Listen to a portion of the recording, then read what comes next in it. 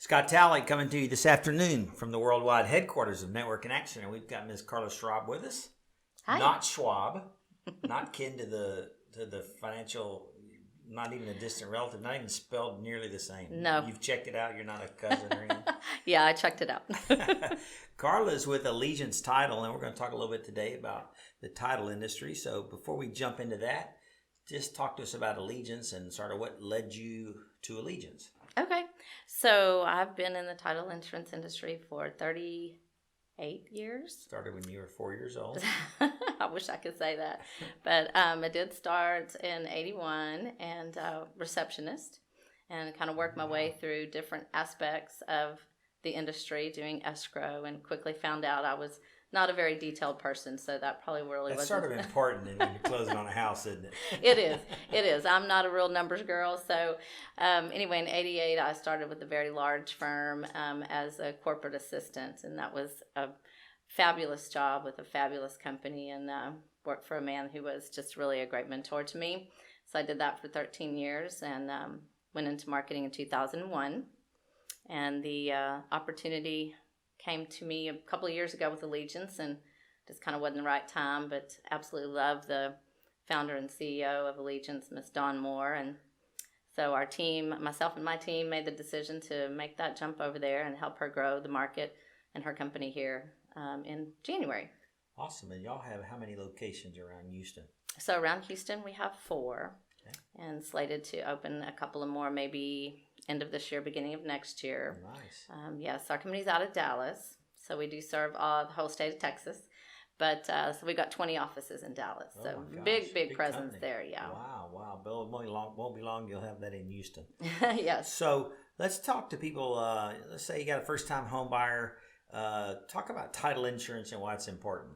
Okay, so we do work with a lot of first-time home buyers, and that's kind of a really scary process for them to go through. So we definitely want to hold their hand and let them feel that we're taking care of them through the process and letting them know every step of the way what we do. So it's important to have a title insurance policy. So what we produce is we give the buyer, and also the lender needs the assurance that the buyer and the lender are going to have a title policy that's free and clear of any encumbrances, liens, or any what we call in the title industry clouds on title. It's really insurance, isn't it? It is insurance, yes. And so it's insurance for the home buyer and the lender to protect them, that whatever plat or piece of land or property I'm buying is exactly what it says it is. And y'all actually trace the history of who's owned that land, right? Yes, we do. It's quite interesting. The title plant is an interesting place to visit. It's a little bit more technical than it used to be back in the old days with the big books that you could go back and see the handwritten stuff, which was really fun. But yes, so that is what we do. So my wife's from Mexico, and they don't have title insurance in Mexico. They used to not, right? And sometimes around family functions, I'll hear about horror stories of friends who bought a piece of property in the middle of a lake somewhere or something. Oh, yes. You get to deal with the notarios, and they kind of make their own price. Yeah. So in terms of title insurance, what's the process? It's really, the fee is set by the state, or? It is. So where title insurance differs from, say, like your homeowner's insurance that you're going to pay on an annual basis. Title insurance policy is paid for one time, typically by the seller. So it's typically not a buyer expense. It is negotiable, but typically in Texas, you'll see the seller pay for that. It's promulgated by the state of Texas. So no matter what title company you go to, that policy amount is going to be the same. So the title company is typically, in a lot of instances, the individual consumer won't really have the relationship with the title company, right? So a lot of times the realtor is recommending the title company. Absolutely. I always tell people, at the end of the day, the buyer is paying for everything, right? I mean, no matter how it's negotiated, it may see on the piece of paper that the seller's that's paying, but they give a little bit there and take somewhere else. So, So really, the buyer has an opportunity to say who they want the title company to be. Yes. Even though they may not be the one on the piece of paper. A lot of people don't know that. Is that correct? That is correct. Yeah. Yes. And so, since the fee is set by the state, how do you differentiate yourself? It's really got to be all about service, right? Service is definitely key. But as we all know in NIA, and what is so important is building those relationships. Mm-hmm. So, over the course of the years I've been in the industry, just really getting to know what our clients' needs are, because, realtors work different. Some have big teams, some are individuals, some are new, some are seasoned. So we really like at Allegiance, I think setting ourselves apart is really knowing the unique way that each of our clients likes to work.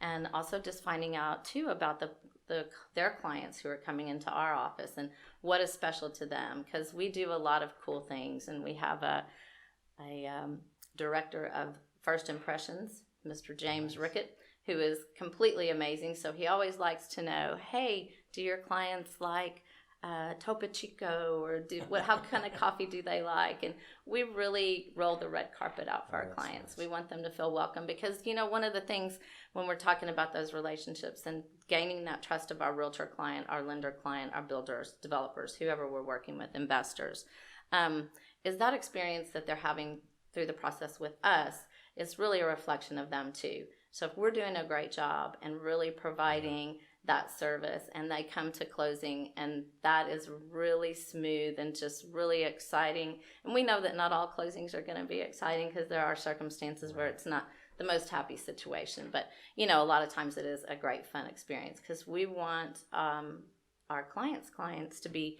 eager to refer them to friends and family. Sure. So makes sense. Yeah. So you hear the term they're going to open title. Mm-hmm. Educate our listeners a little bit about what that means. So opening title is when you're going to receive an earnest money contract, whether it's a commercial or 1-4 or townhome, whatever they're purchasing. So we receive the contract and open title by receiving. Signed by both parties. Been signed by all parties, okay. Yes. So then we receive the earnest money. Typically there's earnest money. It doesn't have to be, but that's typical. And the option fee. So everything is executed and signed, and all that documentation is ready to go. So it goes to the title company, and then we open title, which means we take that information and input it into our system, which then goes to our title examination department. And that's where the process begins of checking the chain of title. So we're looking to be sure that there's no outstanding issues on that property that need to be cleared. And those issues might be liens that have been previously placed on the property that the new buyer would assume if they didn't do this title search, right? Yes. Encumberments like fences and things that are encroaching on their property. All these type of things are the kind of research you guys are doing. Yes, exactly. There's judgments that pop up. There's less penances that are out there. There's IRS liens. There's child support. There's any number of things that can be attached to. There's mechanics liens from construction that was done and maybe not completely paid for. So before we can transfer title, all those issues need to be cleared, because our product is giving that buyer and lender, if they need free and clear title. Yeah. Yes. And so you can understand why the lender would want that if they're about to plop down $300,000 or $400,000 of their own money. Yes. To a seller. Absolutely. We're a very important part to the lender. That's right. And so fees are set by the state. So it really comes down to service. You've got a person who's in charge of just making sure that's a good experience. Tell us a horror story or two you've heard, not necessarily from Allegiance, but something that happened along the way in a title closing, again, from somebody maybe that wasn't as prepared as y'all or as professional as you guys. What kind of things can happen? We just hear stories of not a lot of communication, finding out surprises close to closing or at the closing table. Really being proactive on our part.